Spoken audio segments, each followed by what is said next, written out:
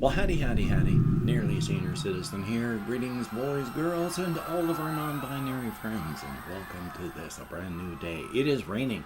It has been raining pretty much daily for past couple days. With my ADHD, I am even medicated. I am largely disconnected from the time stream, so I can't tell stuff.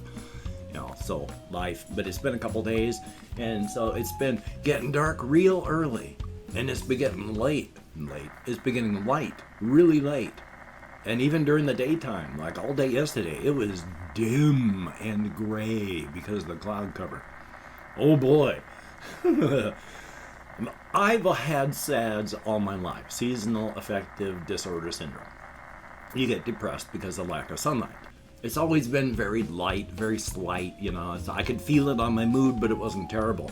Oh, this year, it's kicking my backside to the curb. Just like, my biochemistry is changing, just like how I've been a night owl most of my life, but now I am diurnal, awake in the day and asleep at night. Yay. And of course, front load the video if you could interact with the YouTube algorithms, and if you like what you see and hear, if you could hit the like button, that would be cool. If you could also interact by subscribing if you like what you see and hear, and if you haven't, and of course I want to thank each and every one of my patreon.com patrons, these beautiful and awesome people. Thank you so very, very much. I do have a new patron. Thank you very much, and I'm going to add you to the list. I will get you on there, I promise. It's just not there today, I'm sorry. But each of these people is helping to keep me afloat, alive, and my pets alive. Thank you so very, very much. It is beautiful, awesome, and appreciated. And if you could help out and become a patron, that would be cool as well. But thank you very, very much. Thumbs up.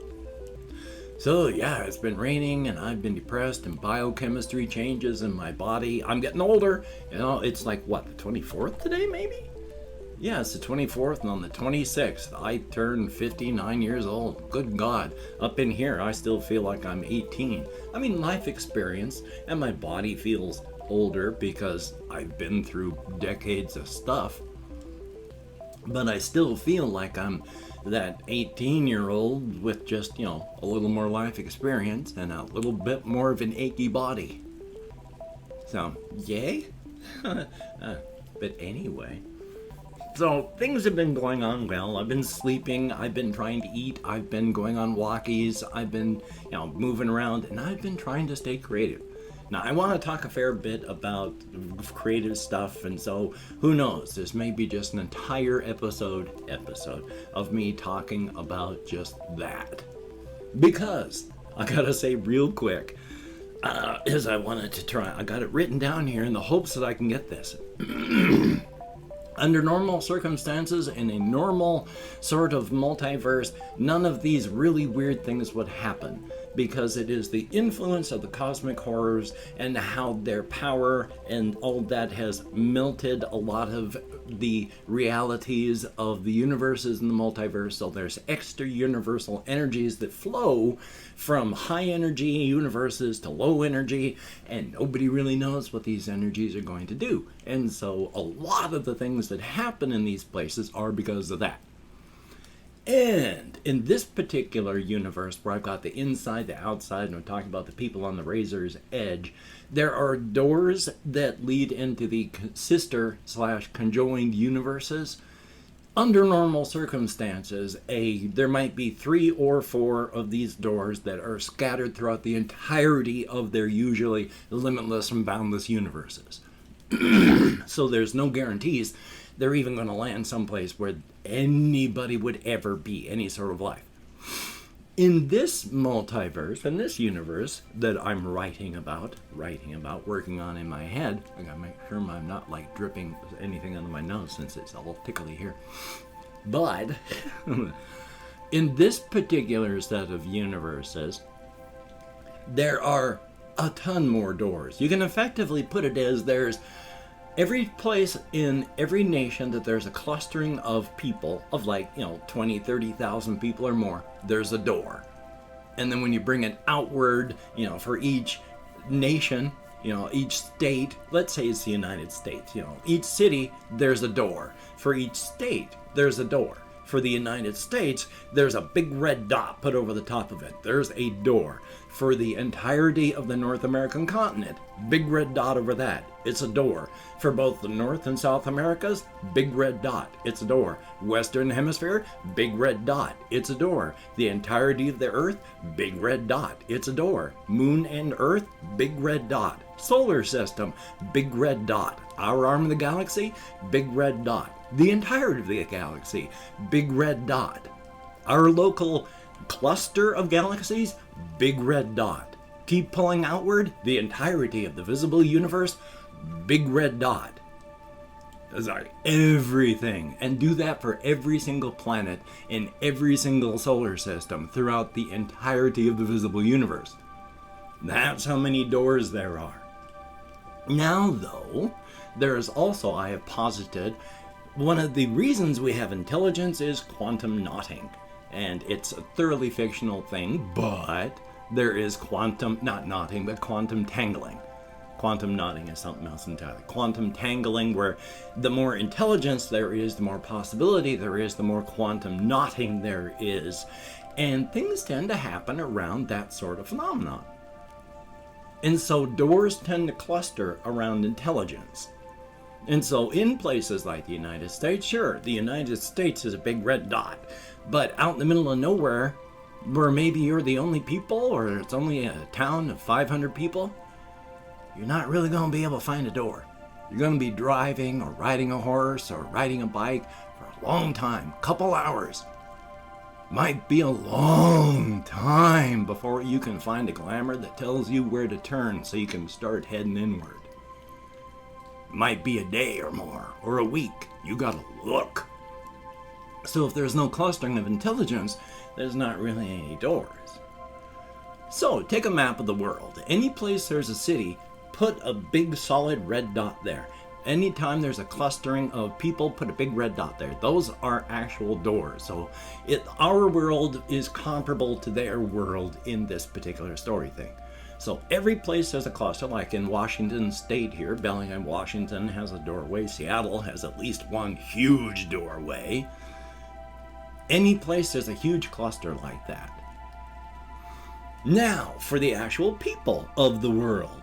80% of these people cannot see, feel, hear, or touch anything of this. They have no senses to be able to perceive it. So when you talk about inside, outside, razor's edge, they cannot perceive it. You cannot show them pictures. You cannot play them sounds. If you touch them with something from the inside, nothing. Nothing. They cannot perceive it. If it's a weapon also, and you bring it outward, there may be some effect, but it's not going to do what you think. Now, of the 20% of the people in the world, half of these people are fully sighted, half are half-sighted. You can see it, feel it, touch it, taste it, but it can't break through into your conscious mind. You know you're experiencing something. You don't know what it is. And then there are the 10% that are fully sighted. These are the people out here that, yeah, they get onto the internet and they're able to access the inside through net, and they can watch that stuff, and they have friends on the inside and on the razor's edge, and they can travel if they like. But just like anybody, well, and also, of course, getting ahead of myself because I'm excited, fully 50 to 75% of everybody in the world who is sighted does cluster around these doors as well. You will find generation upon generation of people who are sighted that have lived around these doors. If you are sighted, whether it's fully sighted or half-sighted, because of these extra universal chromosomes that people have to make you sighted or not, it's not part, of course, your normal chromosomal set, and you can find them if you're sighted and you know where to look. What are the odds of that? But if you have these and you come across something that I don't know what a real good term is, so I'm using, if it's outward where we are, that's ordered. If it's inside fully, that's chaotic. It's not really order and chaos, it's just terms I'm using to show the difference between the two types of things. If you are on the outside and you have sight and you are exposed to the chaoticness of inside, you crave it. You crave it. You want it. You need it. You have to be around it. Now, as all things, your mileage may vary. There are some people who are fully happy that they see a glamour every once in a while. They're happy. They're fine. That fulfills them, and they're good. They don't have to see another glamour for another month or more, and they're happy. They know they're around it, and that fulfills them, and it's good. And then there are those that are so affected by it that eventually they end up traveling inward. They pack up, they sell everything, and they don't just go into the razor's edge, they go inward as far as they can. Now, of course, inward is an infinitely large area. Because it is only a half universe, it has half of the stuff and not all of the universal constants. So it is a limitless and boundless, infinitely large surface area land. Because it's infinitely large, each doorway in is also disconnected from every other. Each doorway on the inside is infinitely far away from every other doorway. And it being a fluid geology, things slowly travel even on there, but it takes generations. So you're far away, and I gotta check my list to see what else I've got on there. And so there's this world with all of these doors, and they go into their own separate places. Now, not all places on the inside are good. So there are some countries, there are some doors, there are some nations where you go through the door and it's not really all that wonderful on the inside. You may be able to find places of beauty, joy, and wonder because it's very fluid there on the inside. So, but it may on the whole be like the difference between being born in Mordor and being born in the Shire. If you're talking about, Tolkien stuff, they're all in the same land, but what a difference between the two. So it's that kind of thing.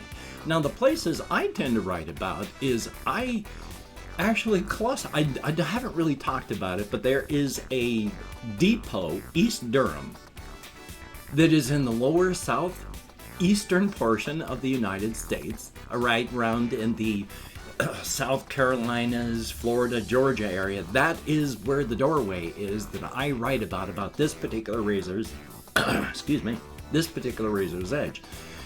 Every single doorway inward has its own razor's edge. Any place you can get inward has its own razor's edge because it's the place between inside and outside. So there's that mixing. The razor's edge I write about, though, is right around in the East Durham area of the lower southeastern United States. And so a lot of tiny little places there, a lot of big places too, but it's right around in that area. And I write about East Durham because it's a depot where the people on the razor's edge and on the inside, they want goods from outside where we are. But on the whole, people out here can't really deliver or make things because they don't know they're there. And if 80% of the world cannot perceive what this other place is, and 10% of the 50% of the people that can perceive it can't perceive it consciously, who's even going to believe you when you say you've got an order at East Farnholgum Blandum's inside? They're going to think you're joking. You can't even show them proof that there's an inside.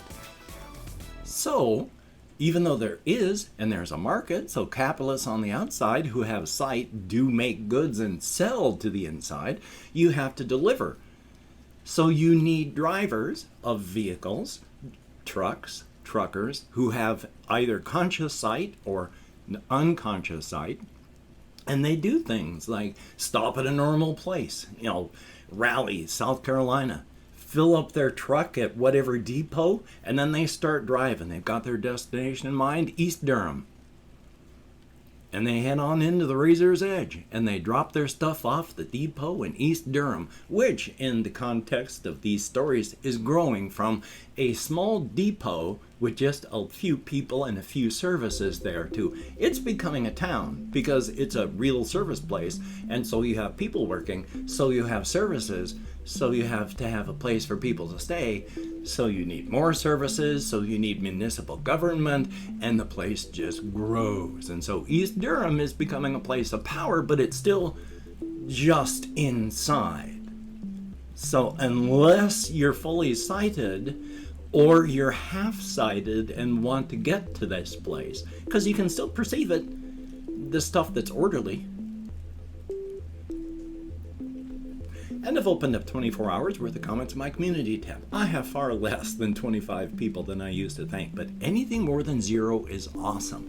Thank you, each and every one of you that leaves a comment. It is appreciated. Definitely a thumbs up on that. If I mispronounce a username, I am very sorry. I'm an American English speaker, and even though I count American Sign Language on the fingers of this hand, with my depression, fibro, fog, ADHD, failing throat, I have sometimes trouble remembering. I forget that I have children. I forget that I have a sister. I forget that I have stepsisters. So if I forget that, while I'm counting, my apologies.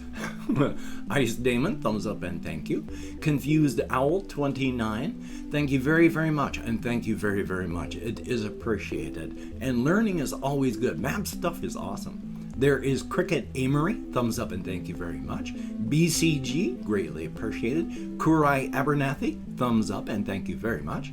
We have Kieran Burke, I hope I pronounced it correctly, thank you very, very much. Johnny K, they did a real good job in that total conversion / mod for Heretic. That brutal Heretic RPG is awesome. We have Trailer Blend, thumbs up and thank you very much. And Tekadon, greatly appreciated. And boy, I was playing Blood Fresh Supply. I don't know if it's the Kix engine or what. I moved the game onto my SSD drive, my C drive, and I still go into this one room and everything drops to 1 frame per second. It blows. We have Cassie, thumbs up and thank you. Ben B, greatly appreciated. There is Greta LVR, thumbs up and thank you. All 12 people who left me comments in the past 24 hours, greatly appreciated for a very short period of time. I mean, no matter how many comments there are, you get me out of my head and into the world and dealing with real people, if only in text. And that is appreciated. Thank you very, very much. Now, with my hands in the air, as I try to remember where I am and what I'm doing.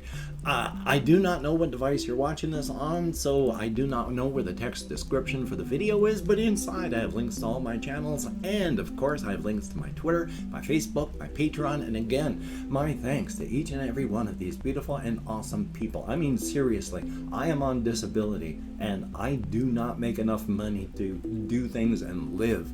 Thank you to each and every one of these people. It is wonderful that I can live. Thank you. It is appreciated. And if you could help, that would be very, very awesome. Now, if you would like to help me out and not become a patron, inside the video description is a link to my PayPal. I'm not above, I can speak English. I'm not, good God, my poor throat. I am not above grubbing for any spare cash you can throw my way. If you got next to nothing, anything helps. So thumbs up and thank you. And if you'd like to help me without sending money, I do have my Amazon wish list where I do have cat food on there. So hopefully I'm going to add more stuff like hamster bedding as well. So if you could check that out, that would be awesome. But do not feel obligated. I do not feel entitled. And if you cannot or simply do not donate, I do take all good wishes and I deposit them in the bank of my heart where I draw interest. So thank you very much. And if you could toss me a like, I appreciate all the positive validation I get from my existence. A definite thumbs up. Good golly, Miss Molly.